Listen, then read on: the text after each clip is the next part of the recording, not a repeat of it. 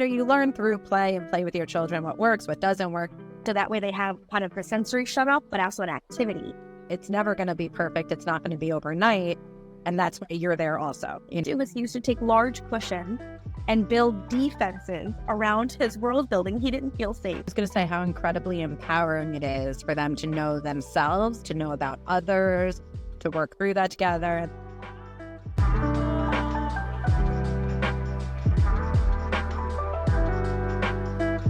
Hi, everyone, and welcome to Sensory Play Reimagined, a podcast exploring how sensory play can help unlock your child's development and well-being potential. I'm your host, Rachel Rothman. I'm a toy expert, and I'm a mom of 3 young kids. Today, we're so excited to talk about sensory play and how it can be such a powerful tool. And we're going to bring you some expert tips that you can bring into your own house to make it actually doable. So what we're here to do is to really help you incorporate sensory play into your everyday. And with that, I bring a tremendous expert on this topic, Becky Thomas. She's a special educator and a playgroup facilitator. And Becky, if you don't mind just introducing yourself and telling everybody what it is that you do, what does that mean to be all of those things? Yeah, so I am a special educator, and I've spent time supporting children in their classrooms and in their home environment. And then I also run social skills groups for children in Brooklyn and Manhattan. And then some of the children that I work with, either independently or directly, or through our social skills groups, I will come with them to their home environment and help to create a sensory safe environment for the children in their home and think very deeply about what the children need in their home environments, just like we do in our classroom and social skill group environment. So full disclosure for the family that is listening, and by family, I mean every listener on this podcast right now, Becky has come into my home. I have been gifted with the presence of Becky in my home, who really had the opportunity to understand my children, watch them play, see how they interacted, and then helped me set up a space that really was so mindful and so thoughtful. And I mean, you came in, it was just, one day you saw them and you made these implementations. Do you mind talking through for the listeners, when you come into a space, what is it that you're looking at in terms of the kids, in terms of the space, in terms of kind of things that they can do on their own without having you there with them? Can you kind of guide them through what does that process look like? Of course, yeah. The first thing that I do is I want to play with the children because I want to see what their interests are. What are their sensory needs? What are their strengths? What are they working on? Where do they feel comfortable?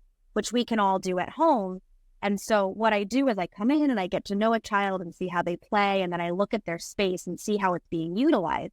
So are they feeling really comfortable when they have a space to kind of climb into and be by themselves and have quiet and less visual stimulation? If that's what they're looking for, then I want to make sure that we're providing that in the space.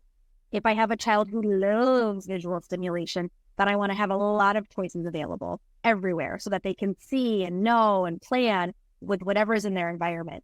And so once I kind of get to know what our children are doing and how they're playing and how they're connecting with the materials, that's when I'll start to plan. So, the first step is to really think through, how is your child feeling successful? And then we want to build that into the environment. If a child is taking a lot of materials and throwing them and not using them purposefully or not using them to play with their peers or siblings, then it might mean that there are too many materials in the space. So the first thing that I think through is, do we need to pare things down? Do we need to make it so that there are fewer choices so they can feel successful with the few choices that they have? And then when we look at the materials that are available, I think through, what is the child showing us? What do they like and how do they play? Do they love cause and effect play? Because if they love cause and effect play, then growing is going to happen. So can I pause you? Could you give some examples to people who are listening? What does that mean? Like, what are some examples of cause and effect toys? Yes. So cause and effect is, I throw, where does that ball go? I roll it, where does it go? It feels really good. So there are marble run toys. Balls are really great. The pull and release cars are really great. If we're interested in cause and effect, toys that you push and they spin, that's a really great cause and effect. And when our children are interested in that, I like to offer at least 1 or 2 of those choices so that they can use those, practice it. We can build language around it. Those toys can turn into games. A pull and release car is a really great toy because we can pull and release and try to aim it towards somebody else. We can use it to try to knock down something on the other side of the room. And that leans into our children's interest in cause and effect, but it expands on their interest. And I always recommend that if we have an interest in cause and effect, keep 1 to 2 materials out. Because if we have a lot of materials during that stage in play, things are going to get thrown. Things will get so we have to be really thoughtful. I was just going to say that was one of the things that was like really helpful for me when you had come in. It was, one, see what they do. Like, where are they going? What are they interested in? Don't prompt them. Don't like push them towards anything. Just like stop and watch. And for me, that was like really informative because I hadn't even realized what are the things that they're gravitating to. Like, of course, I know one of my children loves art. She was constantly in the art area. But beyond that, I didn't really know what the toys were. And that day she actually surprised me. But when I reflect on it, I'm like, oh no, she really does like that type of, like, it happened to have been a building toy that she had gone to and gravitated towards. So that was like an interesting thought for me. The other one for me was also when they're alone and how they're playing, but then also I have 3 children and how do they interact together, and or let's say they're at a play date or something and with somebody else, and that play experience looks very different. So do you mind talking through that? Like, if you are a parent and you have multiple children at home, how can you create a space that is serving not just one of them, but 1, 2, 3, multiple children? Like, what are the things that you have to be mindful of in kind of that practice? Yeah, I think that it's really important, again, to think through what each child is interested in and how they like to connect when they're playing together or they're playing separately. If it's really difficult for them to play together, then we may want separate spaces where somebody can go and have their own private space. Language that we use in our social skills group a lot is that toy is busy. And that is the best. I love that. Because there are some materials that we just don't have to share, right? Like, if you have a Thomas the Tank Engine, really fun ramp and things are going down the ramp, a child is busy with it and they're not ready to share it, it's busy. It's busy right now. That's their space to play. But if another child's interested in the ice cream that they have in their little kitchen area, then they're busy with it. They might want to serve somebody. They might want to keep it for themselves. They might say, oh, it jumped on the floor. Sorry. Nice cause and effect play. But I think that the purpose of thinking through what each child is interested in and what they need is knowing that all of that is play, right? When we can accept that when a child is saying, these toys are busy with me and I'm using those, that's a type of play.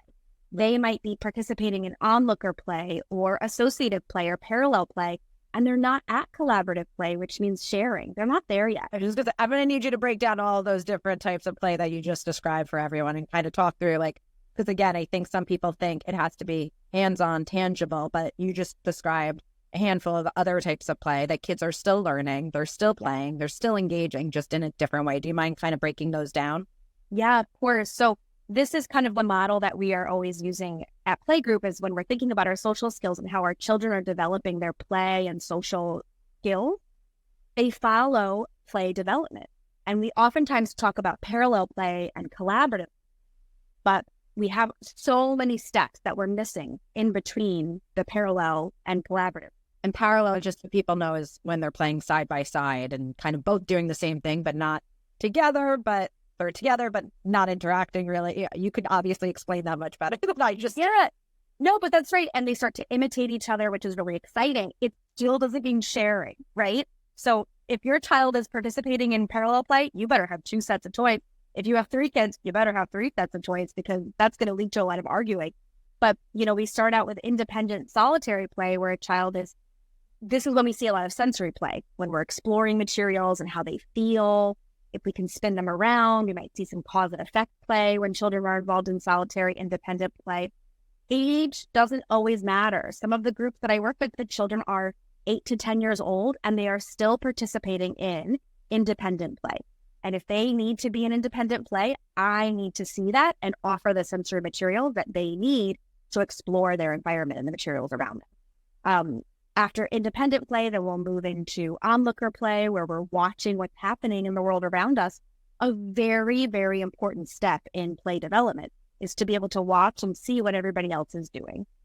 During that time, I like to have a lot of materials like cause and effect, like the pull cars and the marble run, because they are so engaging to watch and they're so interesting that we can watch them, and then we might move into a little bit of associative play where we want to try that, but we're not going to play with you, but we want to do it next to you.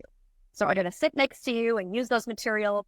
Again, if you have a marble run toy, have 3 marbles out. And then they're going to try parallel play. Oh, wow, when you put the slanted marble run piece, it went really, really fast. I'm going to try that. And then they'll take a slanted piece and put the marble run. We're building towards collaborative play.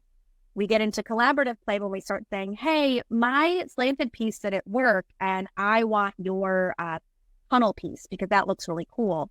And then we have to say, can I have that? I want that. Can we put yours together? If we use all of the marble run pieces together, we'll have a bigger marble run. Won't that be so great? But it takes a lot of building blocks to get there. And we can be really mindful of that when we're incorporating the materials and the toys in our home and the way that we organize them. So, when you have children of different ages, you're going to have children who are participating in different stages of play development. So it's another thing to kind of think about. My children's interested in Thomas the Tank Engine, and he's not sharing. He doesn't want to share yet. He wants everything to be his. Then there's a Thomas the Tank Engine box, and he's in control of it, right? So, yeah. What you just said brought up so many things to me. One was just like the thoughtfulness as a parent of preparing the space beforehand. Like, your child intrinsically. So like, I know my daughter, and I know that she's going to want a certain type of crayon.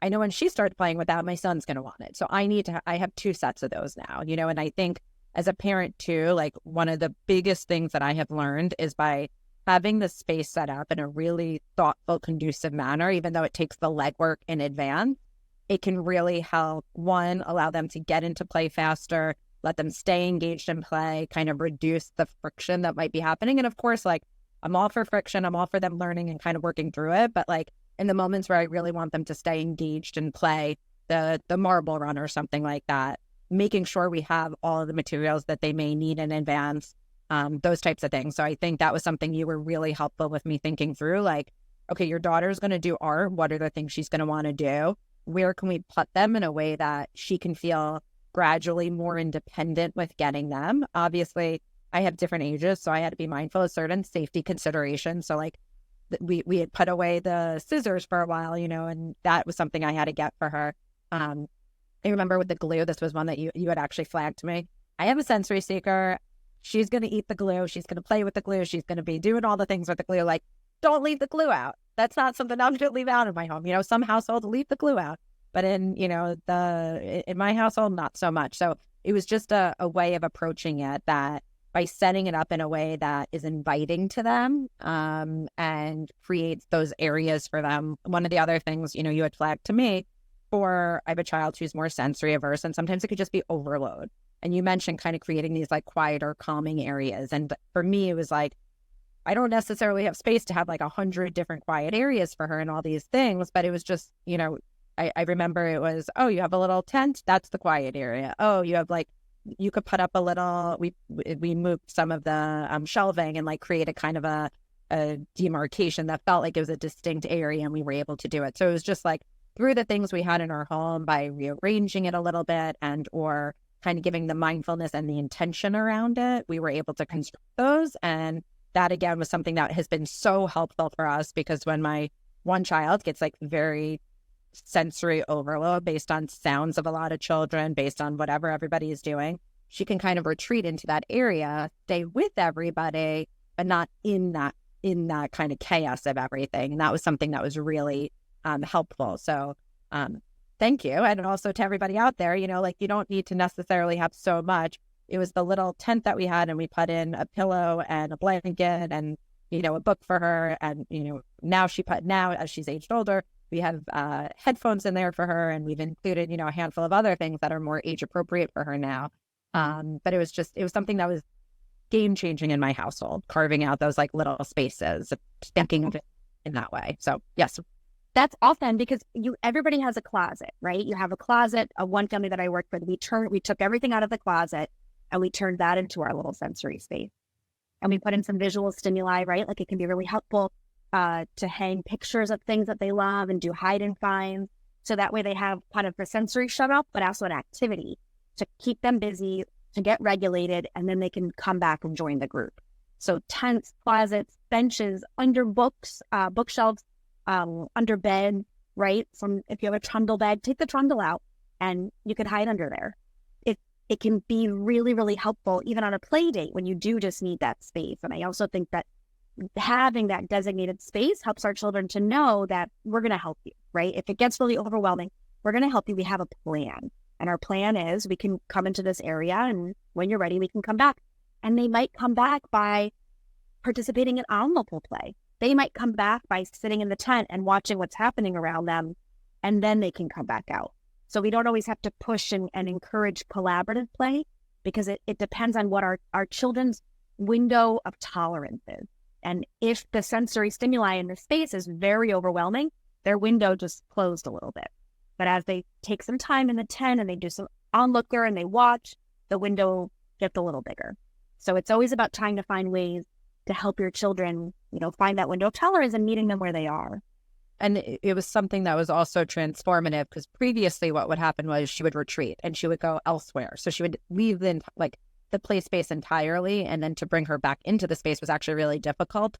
But by keeping her kind of in that area where, again, like you mentioned, she kind of eventually progressed back into onlooker play, sometimes would re-engage, sometimes wouldn't, but more frequently would want to go back into a play setting as opposed to whatever else she was going into, once she left that kind of area that had a lot of opportunity for play and engagement and other things. So it was a small change, but it was something that was so meaningful and impactful. And I think, kind of thinking through it in that way, another thing that had kind of really resonated with me is you helped kind of create these flexible spaces that, it didn't have to be so prescriptive and it could kind of adjust and modify and change. And we think of it in that construct, and so I think that was something that was also really helpful for us because I felt like it had to stay exactly as it was all the time and very stagnant. And instead now it feels like, okay, well, it could be the art area. And then afterwards we can do kind of tabletop things with it or whatever it might be. And it was just a thoughtful, again, approach to how we were viewing the space that we had. That was really helpful. Podcast was brought to you by Edushape, the original sensory company.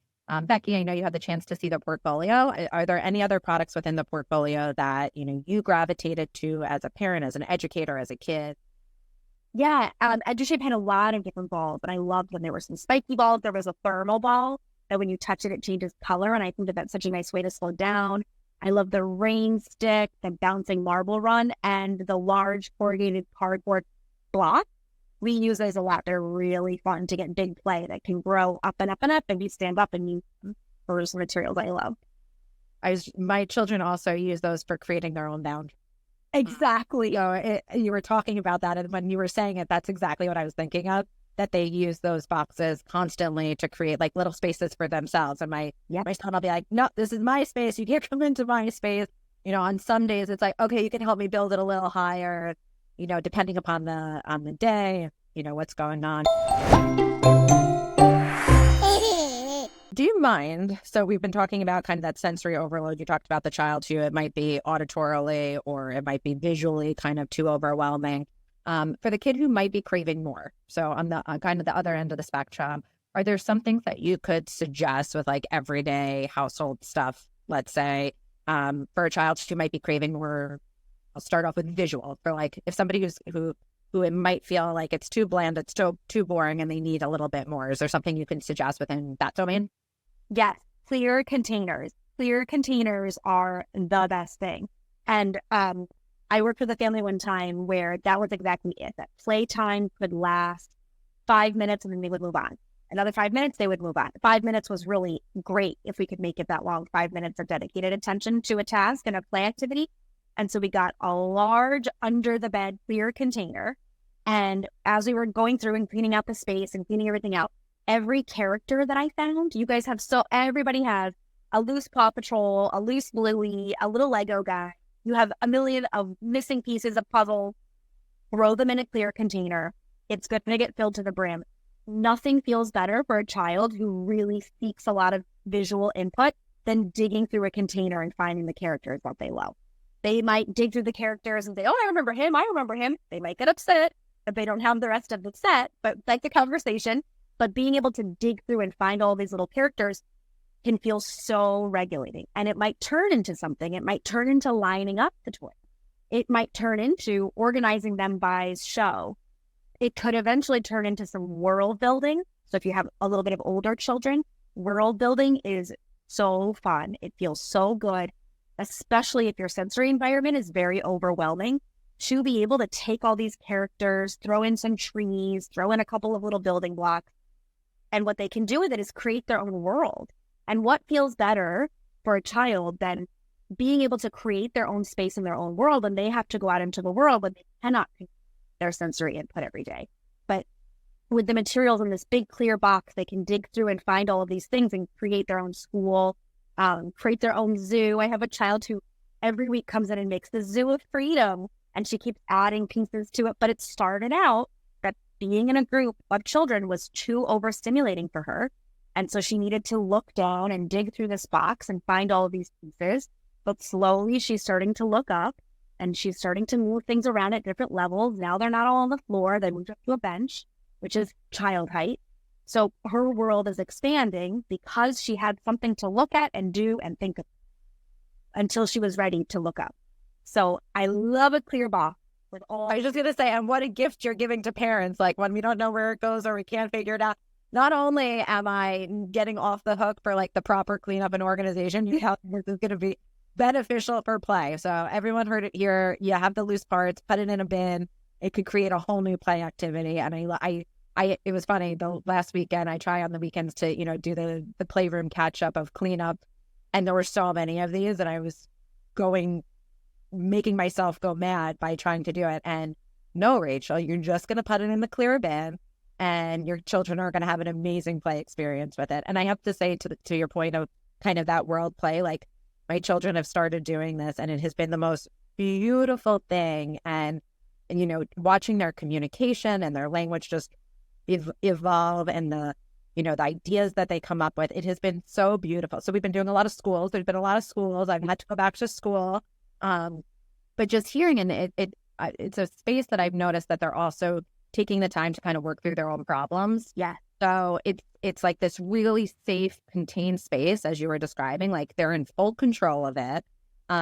And she started talking to me about recess, and like it turns out it was something that she was actually having difficulty with in terms of kind of the give and take during recess. And she was like, well, I want to, and she started talking out what was going on. And I was like, and it was like a light bulb for me. It was like, she's working through her problems in real life through play. And it was like, it was the most beautiful thing.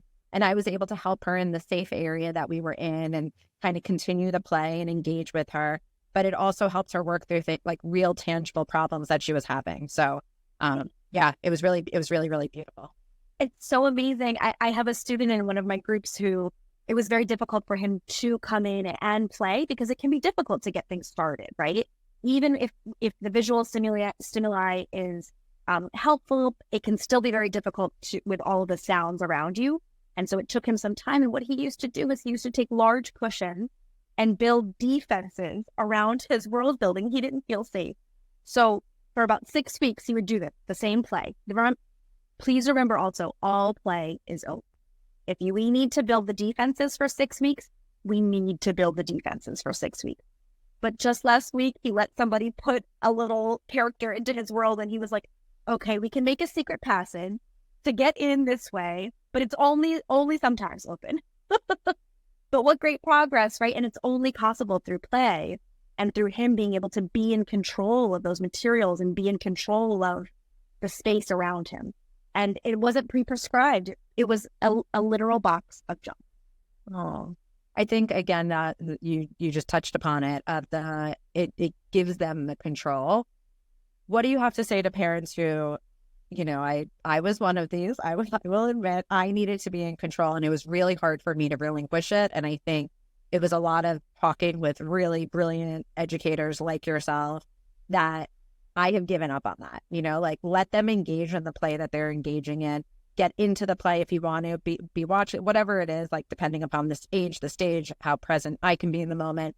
But like, I let them do their art project and I'm not going to clean up in the middle of it. I'm really letting them do exactly what they want to do, how they want to do it. I can learn from it. For next time I may be like, oh, well, we're going to wear smocks, Yeah. and I can kind of think through other things that are going to be helpful or supportive, but I really allow them to own play, like that's their job. They're playing.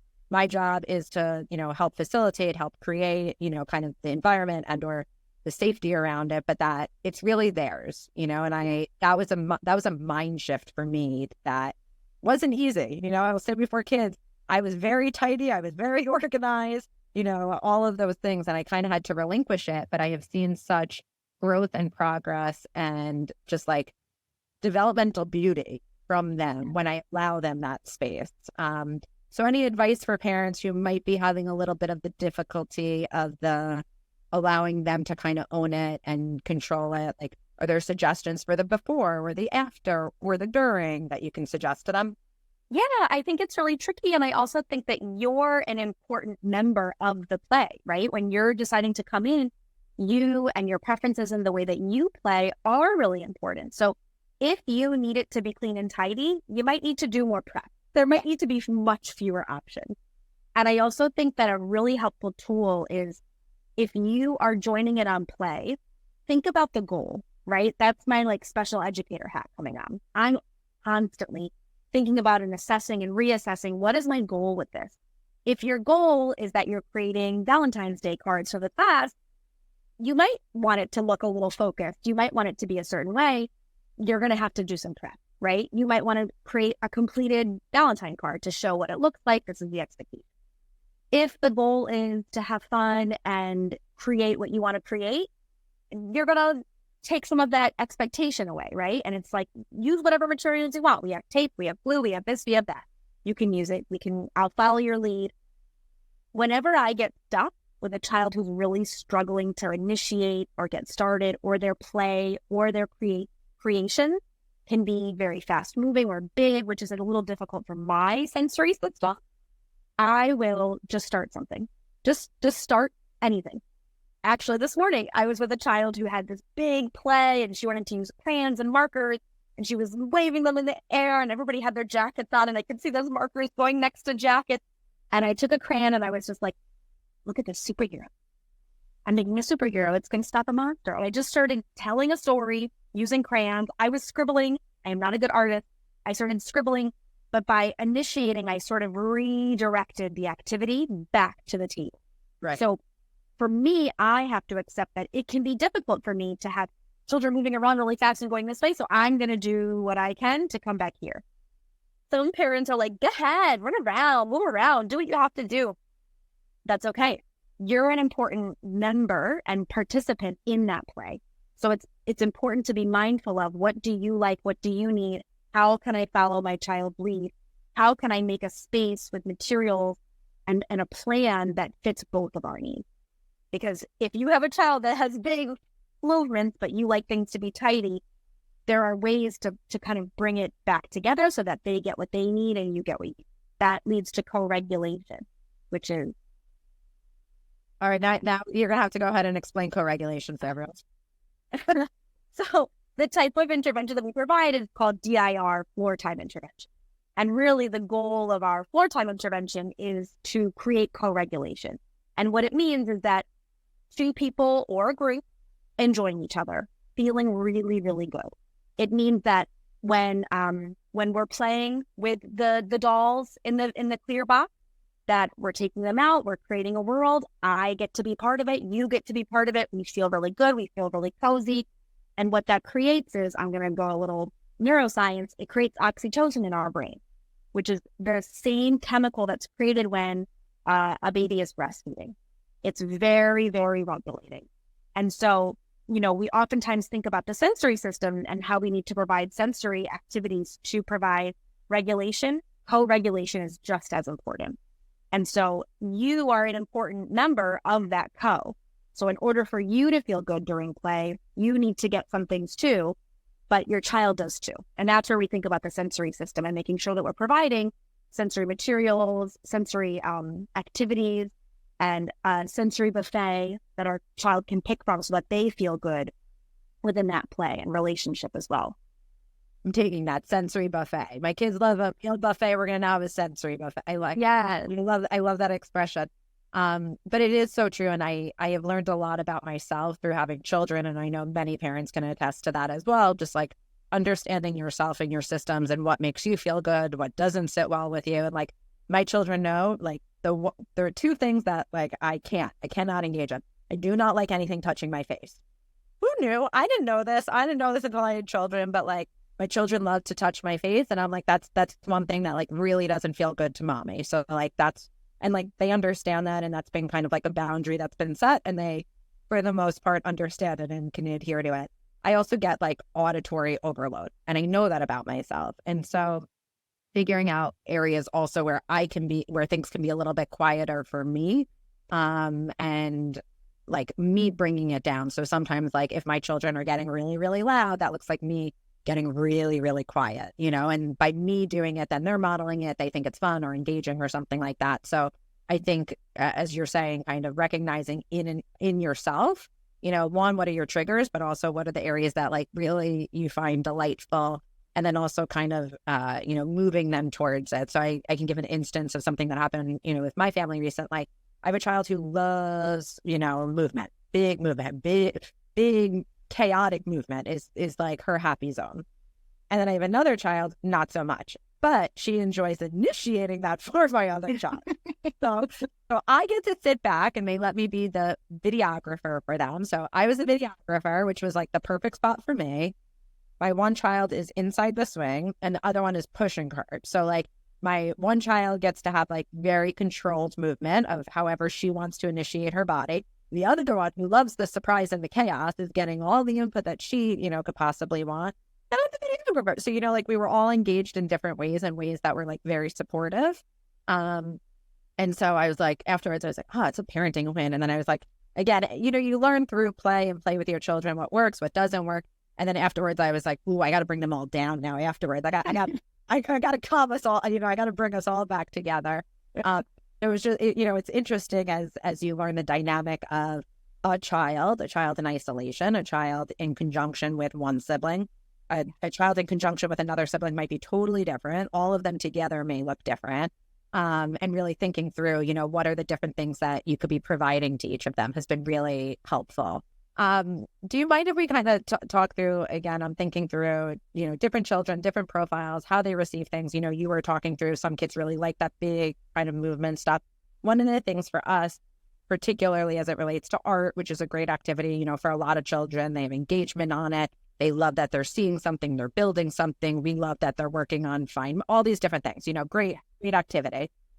Are there suggestions that you have for the child who needs more? Like who is seeking more, but to still keep it a little bit not so chaotic, maybe, like potentially for my other child who's sitting next to her who doesn't like it as chaotic and disruptive and messy and whatever have you. Are there different modalities or art options that you can offer that might give them kind of that hit of sensory seeking that they're craving, but still be conducive to kind of a larger group play? Yeah, try art on different circles. Right. So I think I'm always thinking about boundaries. So even when I'm doing like the big body play or the way that we're playing with our world building, I'm always thinking about boundaries, that you have a space to do what you need within that space, but you don't have other people's space doesn't have the same rules as you. Right. And so when we're doing art, sitting at a table and looking down and coloring and drawing might not be the most exciting thing on the planet for you, for your boundary and what you need. So then I'll create new boundaries. Under the table, lying on your back and drawing up on the table can be really fun. And the table creates a boundary. We don't go past this table. That's our expectation. A tabletop easel can be really great. That's your boundary. We're not going past this boundary. The wall is great. Get a big shower curtain, hang it up on the wall and put paper on the wall that we have to decorate and color. Again, it can go low, it can go medium, it can go high. So we're getting all these different levels to explore. But the shower curtain creates the boundary. Understanding boundaries is hard, but it's also really important for exactly this reason. Everybody has different sensory needs. And if you don't want somebody coming into your space, you deserve to have a boundary of what you need. And so creating those spaces at home can be really great. I also think offering a variety of materials. Sometimes markers are really uncomfortable because they get juicy and they touch your finger and it doesn't feel good. Crayons are great because they don't leave as much behind, but they're not that exciting. They're not so fun to color with. Tempera markers are really exciting and they feel really good to color with. That's a happy place. Tempera markers are like my high. Like anytime the kids want to get down with tempera markers, I'm like, I'm here for it. I'm here with you. Let's do it. They're the best. That's so calming. So sad. So sad. So sad. It goes so smooth. Yes. You can even go outside and get buckets of water and paintbrushes and paint on a vertical surface with the water. It feels so good. And it's temporary art, we call it, right? Like it's gone forever after you're done with it. It feels really good. I always try to incorporate a vertical surface. It's really good for bodies to be up and holding their arms and their shoulders. But yeah, I think offering a variety of materials, tape is great. If anybody's ever played with tape with their kids, they know. They just buy it in bulk. We go through 6 rules. It's on our subscribe. I suggest to everybody subscribe and save your tape on Amazon. It just shows up. You don't need to worry about it. You're saving 15%. Yes, we're a tape subscribe, and we do like different thicknesses. So we have a third of an inch. We have like it's a 0.4, and then we have the full inch. So like, yes, no, when in doubt, tape it out. You know, and tape can be boundaries too, right? Like I think that we have an entire box in our office filled with tape because we use it not just for art materials, but we create boundaries. We make maps on the floor of where everybody wants to play. And they use the tape to line out where they want to play. So the same thing with our art projects, right? You create a boundary with your tape. It might get bigger, it might grow, but we have to have that conversation with the person who's also creating next to it. But tape. What does the conversation look like with you talking to the child to help them understand who they are and how they interact? Yeah. So in our groups and with the children that I work with directly, we talk a lot about neurodiversity. I think that word is very important. Even at a very young age, we'll explain it that everybody's brain is different. That's how we describe it. Everybody's brain is different and everybody needs different things. And so what does your brain, do you need to have a lot of space to create because you have this huge idea? Amazing. Their brain needs a smaller space where it's not very loud. Maybe you guys shouldn't do it next to each other. How can we fix this? Because you both need 2 different things. I personally like to encourage my children to participate in the problem solving that we have to do, because if I can be there to kind of guide and coach them towards problem solving, they can then do it on their own rather than me coming in and saying, you go over there, because guess what their problem solving skills just turn into? Get away from me, you go over there, we go over there. But if I can teach them that everybody has a different brain, everybody needs different things, the question might turn into, well, I need big play. What do you need? And then they say, I don't need a big thing. And it's like, well, what are we going to do? How are we going to do this? How are we going to fix it? And it leads to conversation. Sometimes it can be difficult, right? Sometimes a child doesn't have a suggestion or like, get away from me. And then I say, would you like a suggestion? I think you need a suggestion. But we model, and what I'm constantly trying to do is I want all of the children in my group to know that their boundaries are important. And when I can teach that to them, you'll see that their boundaries start to get a little closer and a little closer and a little closer and a little closer.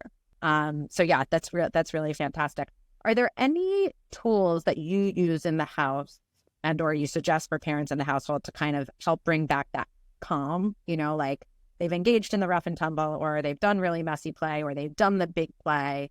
How do you, minus the ice pack if they're getting really, hot and bothered, is there something else that you suggest to kind of bring it down, and calm them?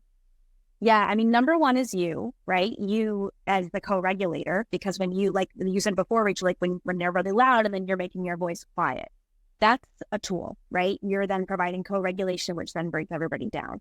So I always have a song in the back of my head that I can say to kind of bring everybody back together if we need to. But I let you go without sharing that song. Sorry, I said you were about to go on, but I'm going to need that song. I mean, and this, I have the fun. Okay, you take a balloon. You're like, everybody, what balloon do you want? What balloon do you want? What color do you want? Like everybody's going crazy, right? So you meet them a little bit and they're crazy. What color do you want? What color do you want? It's like blue. And then you're like, okay, if I had a little blue box to put my kid in, I'd take them out and put them back again. And you say it for every kid that's there, right? What color do you want? What color do you want? Rainbow, sparkle, purple, box. And then you say their name and you sing it. I'm telling you, I have kids who are 8, 9, 10 years old. When they can hear you singing, it's about them. They get to be in control of the color of the box. Everybody had decreased it. But you might have a different song, right? Like Baby Shark. Everybody loves a Baby Shark. Except the parents. No, I'm only kidding. Except the parents. But you have your little song that you get out. I love the back song. But then also I think just a visual stimuli can be very, very helpful. So a rain stick, and we can all watch it come down. I think it's very important to remember that when our children are dysregulated, they're not here, right? We don't have their attention. So typically using verbal redirection, like, come on, let's go, we have to do this. They can't access that at the moment. So that's when we really lean into our sensory tools. So the rain stick, a song, because that's auditory. We might use, if there's Play-Doh, it might feel really good to squish Play-Doh to bring us back together. The ice pack, the clay is great. Modern Magic is a great thing to keep in your pocketbook because it doesn't spread. You can keep it in a Ziploc and it stays for 100 years. Those are really helpful tools to bring everybody back together. Something to look at, something to listen to, something to touch. But I think it's very important to remember that verbal information during those moments not happening. Well, one of the ones that we have found really successful in our house during that time is the thermal-sensitive putty. So that one, it's like forcing them with like the hands, and that's like also really helpful. But then the visual of them seeing it while doing it, it's like they know that they're working towards that, and then at the end they're like, "Oh, I'm done," like that was it. That I'm done, and it's helpful for them to come out of it. I do songs too. I will not be doing my song right now for you. But yes, we do a lot of it. It took me a long time to recognize they're not able to receive it then. You need to create kind of the pathway for them to be able to receive it in that moment and to help them kind of make the like that's a tough transition, leaving play, something that they really enjoy and that they're really engaged in. We'll do the kind of reminders, the 5 minute before, the 2 minute before, okay, do your last thing, and kind of giving them kind of those check-ins. But leaving playing is hard. And we tell them, we're like, it's hard. I want to stay. I want to keep playing, whatever it might be. And it's so hard. And we talk a lot about transitions. I think when we do a lot of previewing, we talk a lot about what's happening. That word transition is so important to think about and focus on, right? On our schedule and our social skills groups, and when I talk to families at home, when we create a calendar, recently I've been putting in a visual for transition because we so often say, we're going to finish playing and then we're going to have snack. There is a little time period between that play and snack that is so hard, and that's transition. And what does transition mean? It means that we're going to stop something and change. There's going to be a change. And let's think about the sensory system during those transitions. The sound is going to change because typically the room is a little quieter during a cleanup. The lights might change because some people might turn the lights off to get our attention or bring us back together. What's happening in the room is going to get busier because people are throwing things around, putting things here, putting things there. So really think through what is happening during that transition, name it, and as a family talk through like, gosh, transitions are really hard for us. What do you need during a transition? Are headphones helpful? Is music helpful? Is no music helpful? It's a very important time to think through our kids' individualized sensory needs. One of my children is now the designated mover of things. We've realized like her body really needs like more grounding. So we always have her doing heavy work. So I'll always have a backpack with me, like filled with whatever. Doesn't matter. And I'm like, oh, can you grab the backpack for me? And then she's moving. So like it gives her a sense of agency. It makes her feel like she's a helper. She's then doing something, and that's what her body needs. And like my other daughter, to your point of like, she needs it quiet. So we have headphones that like help her when we're like doing a big transition of something that's like really fun, really awesome, really engaging, that it's not like that period in between we can help bridge in a more like mindful manner that is supportive for everyone, so that we start the next activity in a place that we're better able to receive it, as opposed to kind of that dysregulated, jumping into whatever might come next.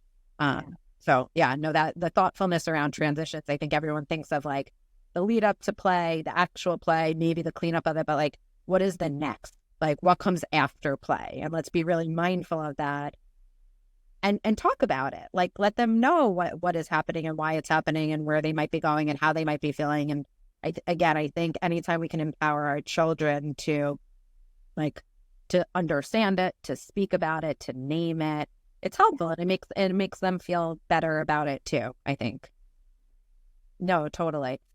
Okay, so you have people, we talked kind of about different ages, different stages, different profiles. Is there anything else when you have kind of that bigger play? I'm thinking of, I know my children and they have certain sensory, proclivities and or things they don't really like. I could be really mindful of it in my own home.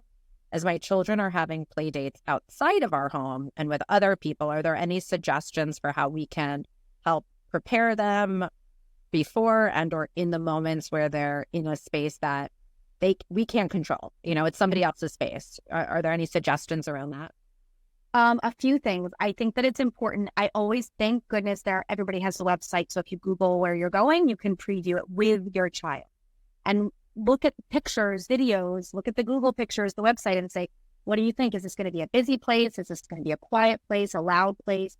And talk through what it's going to look like. It could be worrisome, and they could say, I don't want to go. I don't want to go. We validate that. This is going to be different because we haven't been here before. We don't know what's going to happen there. And then create an exit strategy. Just like you do in your home. You have the closet, the tent, the place to go. What's your exit or break or pause strategy in this space that you're going to? Look at the pictures. If you're going to like a bounce house, crazy, cuckoo, jump all over the place, there might be a bathroom. There's got to be a water fountain. There's got to be a picture of like the entry space where it's a little quieter. Pick your space and make your plan for a break. It'll help to validate that this is going to be difficult and a little tricky for our kids. It previews what to expect, that it's going to be very loud, but then it also gives you this plan if it gets too loud. And you might not be able to leave that space. You might be in that space for 45 of the 50-minute party, however long it takes. But I think that the previewing, looking through what things are going to look like, if there aren't pictures in line, you can always Google or find a YouTube video of what does a bounce party look like. If you're going on an Easter egg hunt at somebody's house, Google what it's going to look like. The previewing always helps. Our children can struggle with visual working memory skills to plan and envision what it's going to look like. And so we want to give them the visual so that it makes it easier for them to plan and you guys to talk through some strategies and tools that they might use.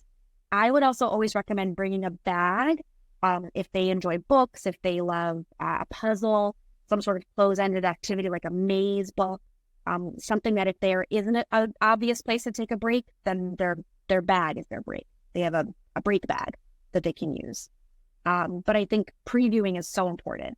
The other thing is really pick structured activities. It can be really, especially if you're going over to somebody's house and it's like, we're going to go play. That could be hard for some of our kids. What are we going to play? Which toys can we use? What are we supposed to be doing? Talk to the friend. If you're going to their house and they have a dollhouse they love to play with, and we're say, we're going to create a store at the dollhouse. We're having a store play date. Make it a little more structured so that they can plan, and then plans can change from there. But at least it helps us to get something initiated. That's a really nice forethought, that even if we're going to a friend's house, like as the parents, we could also better understand, have the engagement around it beforehand to kind of set them up. And I think as parents, we know our children. We know the children who we have to preview with and who that it would be extremely, I think all children benefit from it, but there are certain children who need it more than others. And your kiddo, if that is the scenario, and to have that conversation about it in advance. And or, maybe having a few more at your house first so that they're getting their legs with that child and how they interact and together. So I think those are all really great practical tips that any parent can use. And a great book to read is called The Almost Terrible Play Date. It's a great book because it reminds parents and kids that a play date can be arguing the entire time and then quiet. A play date can be watching each other and then bye. A play date can be playing next to each other and then see you next time. So I think that's a good book to check out. Okay, fantastic. With that, we're going to move to some lightning round questions. I'm going to ask you a few kind of, high level questions that we ask each of the people who are on the episode.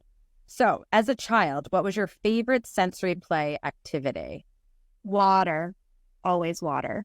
Every day. Water, water, water. Still. What did that look like then? What does that look like now? I would put my body anything. A puddle, a creek. We had a pool. We lived next to a bay. I was in the water all day, every day, as often as I could be. I still need to find a pool. It's hard in New York City, but okay. You got your bath, We have our bath.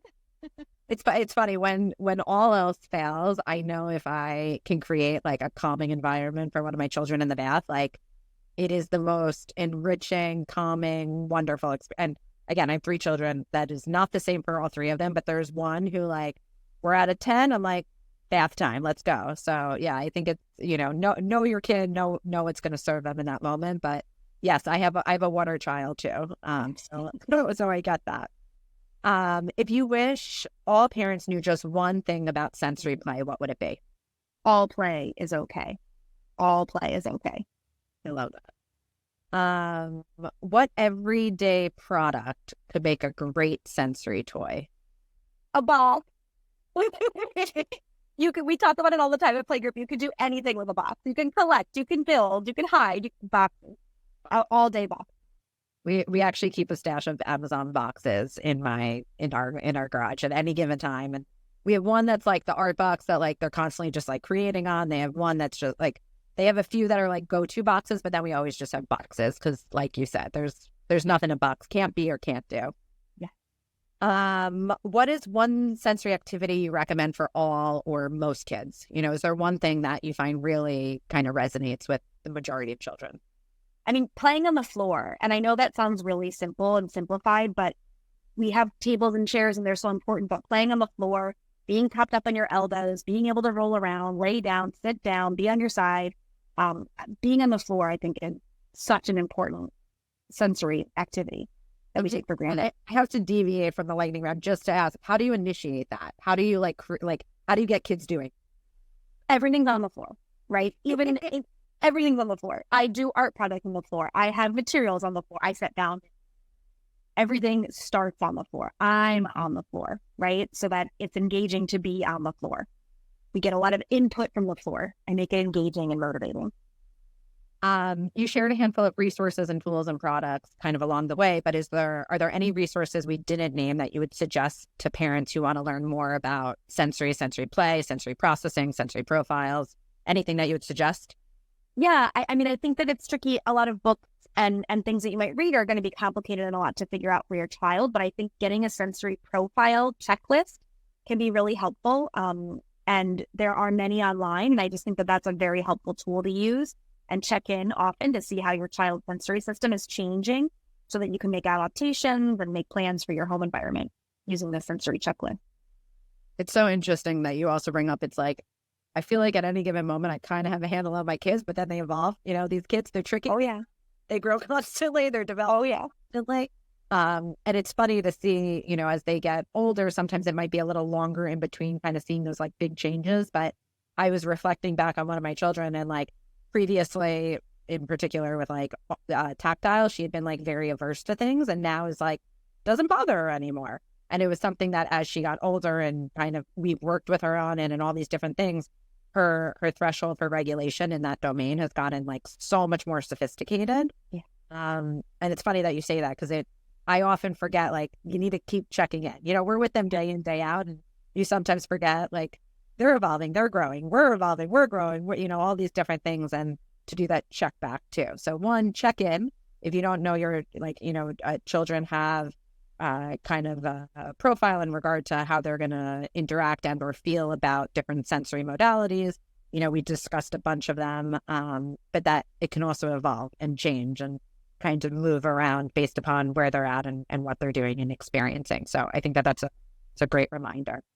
I just want to say thank you. Thank you so much. Thank you for all the wisdom and the guidance and the tips and the tricks. And it's been incredibly informative for myself. And I know for the readers, for the listeners as well. I think we always come back to like just remembering play is so critically important, and all play is good play. All play is children learning, developing, growing. And I also think by, reminding parents, incorporating play is not just beneficial for the kids, like engagement and all these things, but it's how they learn, it's how they grow, it's how they're exploring the world in a really safe way that creates the space for them to grow and do all these things. So I think that that's so incredibly helpful, as a reminder. All play is good. All play is okay. Let them engage, let them do. And with that, I just want to say, for more information on sensory play activities and resources, check out the links below. And of course, don't forget to like, to share, to subscribe to this channel and to our sponsor. Go to Edushape's Instagram page and you can gather more insightful conversations on all things toy and child development. Becky, thank you. This has been wonderful and so incredible. So thank you.